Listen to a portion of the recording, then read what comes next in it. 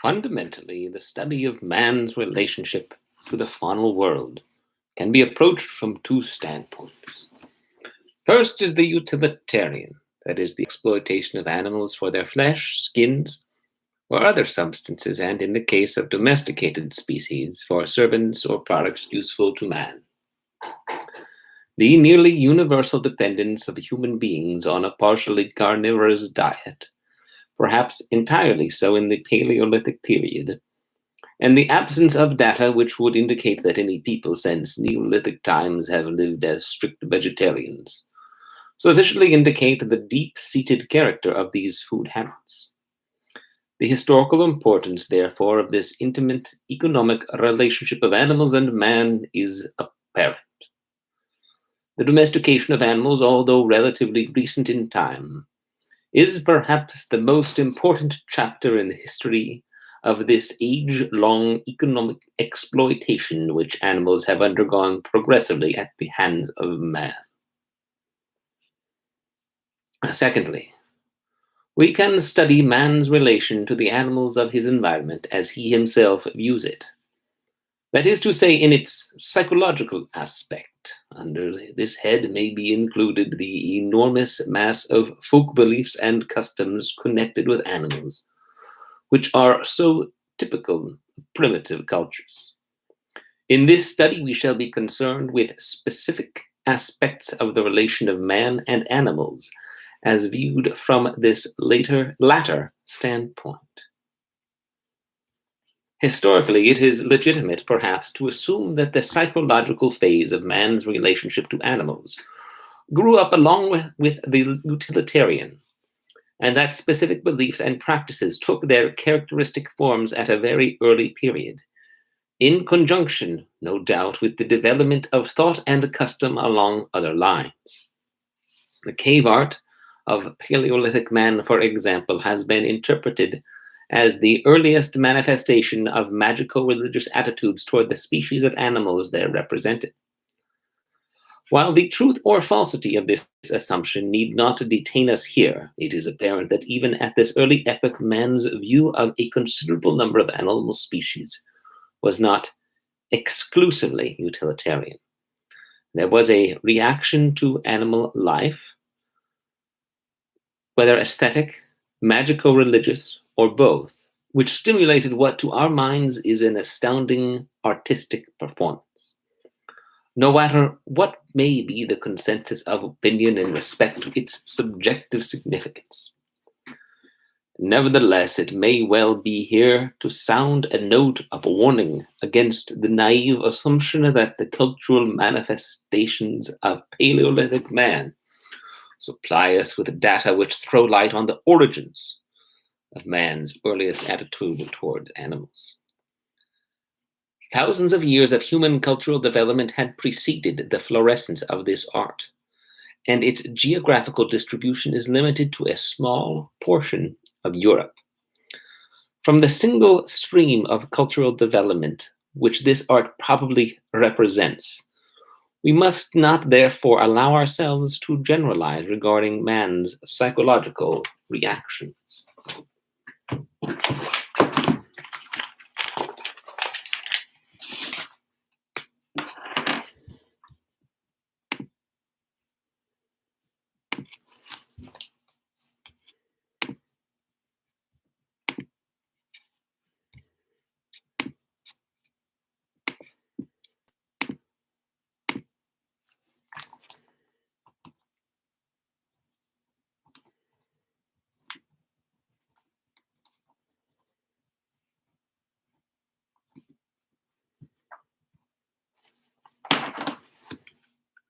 If our contemporary knowledge of primitive cultures is any criterion, we have every reason to believe that then, as now, cultural differences characterized mankind, and that divergences in man's attitude toward animals had probably set in.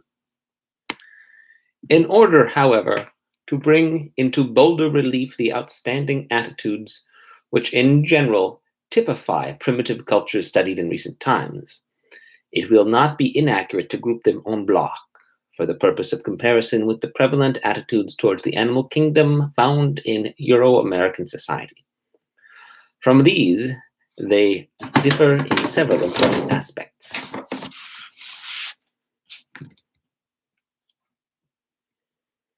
In our culture, as a result of several centuries of the scientific tradition, animal life has been studied from a rational point of view. On the other hand,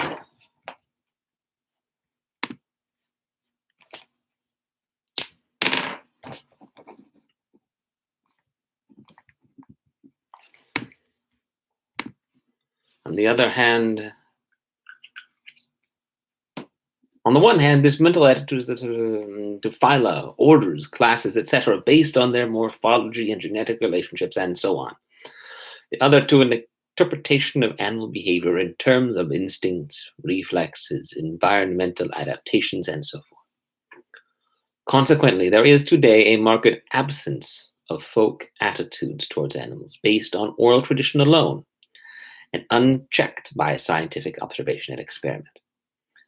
In fact, a serious interest in animal life and habits has been absorbed almost completely by professional groups.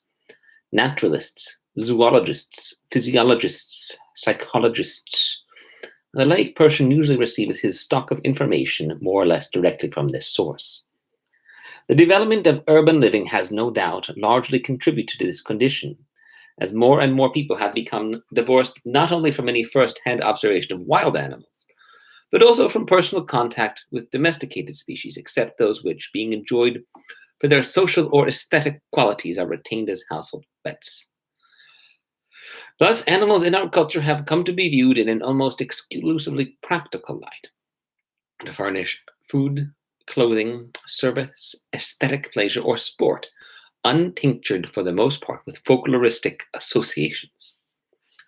On the psychological side, therefore, the prevailing view of the animal world in Euro-American society is characterized by a paucity of folkloristic elements, coupled with an assumed superiority to other orders of sentient beings. These traits differentiate our culture from those of primitive peoples.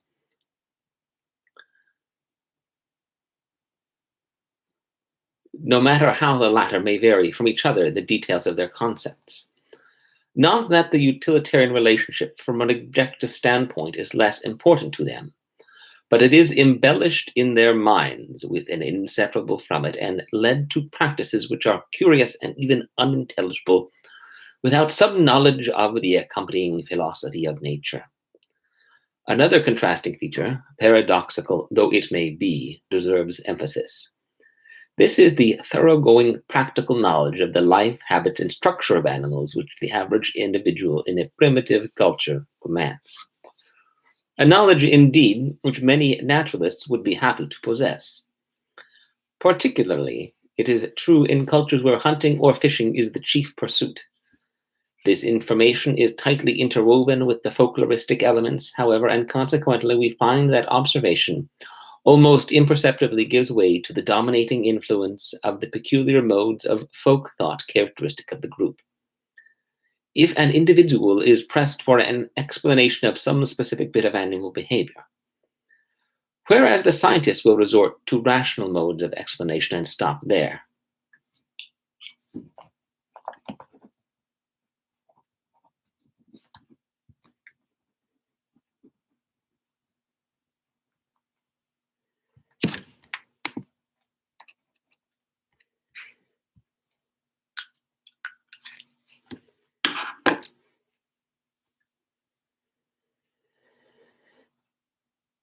The explanation advanced by the hunter or fisherman of a putative community will be traceable to and consistent with the folkloristic pattern congenial to him because he has been regarded in its milieu. Unchecked then by scientific observation, we find the utmost variety of beliefs which, in primitive cultures, are held regarding the origin, relationships, characteristics, behavior, and capacities of animals. Practically all of them are decidedly exotic to our habits of thought. Animals are believed to have essentially the same sort of animating agency which man possesses. They have a language of their own, can understand what human beings say and do, have forms of social or tribal organization, and live a life which is parallel in other respects to that of human societies. Magical or supernatural powers are also at the disposal of certain species. They may metamorphose themselves into other creatures, or upon occasion into human form. Some of them may utilize their powers to aid man in his pursuits, while others may be hostile. Dreams may become a specialized means of communication between man and animals, or by the interpretation of the cries or movements of certain creatures, man may be able to guide his destiny for good or ill. Animals may also become deities on their own account, or the temporary or permanent abode of gods or spirits, or for other reasons, come to assume an especially sacred character. They may become messengers of a deity, play the role of guardian spirits to man, become culture heroes, or a demiurge. On the other hand, a belief in the transmigration of human souls into animal form may prevail. Frequently, too, animals appear in the ancestral tree of man, or become the eponyms of social units. Folklore and mythology give detailed expression to many of these beliefs, as others can be inferred from customs which have such concepts as motivating background. In decorative art, also, animal motifs play an outstanding role in several cultures, and the movements and characteristics of animals frequently are dramatized in dances. As indicated in this rough survey of the varied role which animals may come to play in the beliefs and behavior of primitive peoples, the association of animals with patterns of magico religious thought is especially important. In many cultures, indeed, without a grasp of his attitude toward animals, an understanding of the deeper layers of the philosophy of primitive man remains obscure. It becomes apparent, for example, that the categories of rational thought, by which we are accustomed to separate human life from animal life and the supernatural from the natural, are drawn upon lines which the facts of primitive cultures do not fit. If we are to understand or interpret the Weltanschauung of people who entertain such notions, therefore, we must rebuild the specific content of these categories upon the foundation of their beliefs, not ours. The truth or falsity of the categories is not an issue, but simply the inapplicability of our concepts of them as a point of departure for a comprehension of primitive thought. As a concrete illustration of the mingling of magical religious concepts with the utilitarian relationships of animals and man, let us consider the attitude of the hunter toward the game on which his livelihood depends. From our point of view, we are inclined to be impressed with the mechanical devices which primitive man has elaborated for the purpose of trapping, snaring, spearing, or shooting animals, and the skill which he exhibits in the manipulation of them compels our admiration. Consequently, we measure his success in these terms. But in doing so, we ignore the bulk of the subjective aspect of the food and pelt quest, which, I think, is larger in the consciousness of the individual hunter than the knowledge and skill which so forcibly impress us at first glance. That is to say, the primitive hunter finds himself in a radically different position with regards to the game he pursues than can be inferred from our own habits of thought. To him, the animal world often represents creatures with magical or superhuman potencies, and the problem of securing them for their hide, meat, or fur involves the satisfaction of powers or beings of a supernatural order. Consequently, strategy and mechanical skill are only part of the problem. Success or failure in the hunt is more likely to be interpreted in magical religious terms than those of a mechanical order. Hill, too, in discussing the salmon ceremonies of the Lillooet, sums up the manner in which allows broader generalization. He says that their significance is easy to perceive when we remember the attitude of the Indians toward nature generally, and recall their myths relating to the salmon and their coming to the rivers and streams. Nothing that the Indian of this region eats is regarded by him as mere food and nothing more. Not a single plant, animal, or fish, or other object upon which he feeds is looked upon in this light.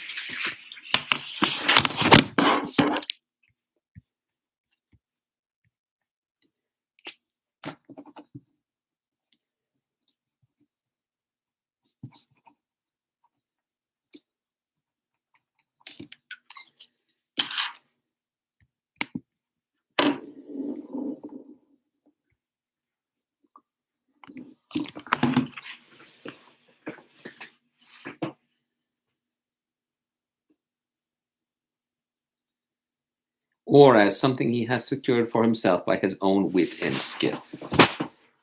He regards it as something which has been voluntarily and compassionately placed in his hands by the good will and consent of the spirit of the object itself, or by the intercession of magic and his culture heroes, to be retained and used by him upon the fulfillment of certain conditions.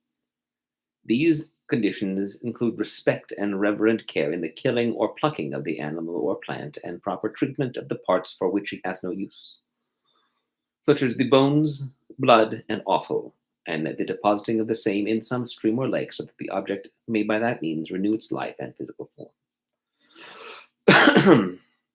And the practices in connection with the killing of animals and the gathering of plants and fruits all make this quite clear. And it is only when we bear this attitude of the savage toward nature in mind that we can hope to rightly understand the motives and purposes of his many strange customs and beliefs. Skinner, writing of the Menomimi, observes that besides the use of such practical devices as traps and snares, the Menomini resort to every possible form of sympathetic and contagious magic in order to overpower and secure the game with which their country abounds. This means employed vary from simple charms and powders with their mystic formulae to complicated bundles. The actual skill of the hunter amounted to nothing if he received no assistance from above. Without such help, his mere ability to approach the game, his knowledge of their haunts, and his accuracy with weapons were useless. Moreover, he was at the mercy of wicked people, sorcerers, and witches. The unsuccessful hunt was thus easy to explain. Levi Bruhl is probably not far wrong, therefore, in generalizing this attitude for the primitive world at large. Attitudes and practices such as these, expressing such radically different concepts of man's relations to the faunal world from those to which we are acculturated, are instructive as an indication of the range of subjective values available for study in primitive society. Exotic attitudes towards animals introduce us to new levels of the magical religious consciousness, where propitiation, taboo, ceremonials, worship, etc., are mingled with economic pursuits to which they give us a psychological key. For purposes of study, they may be disassociated from these practical activities, but from the viewpoint of the human beings habituated to them, they form an integral part of the hunt.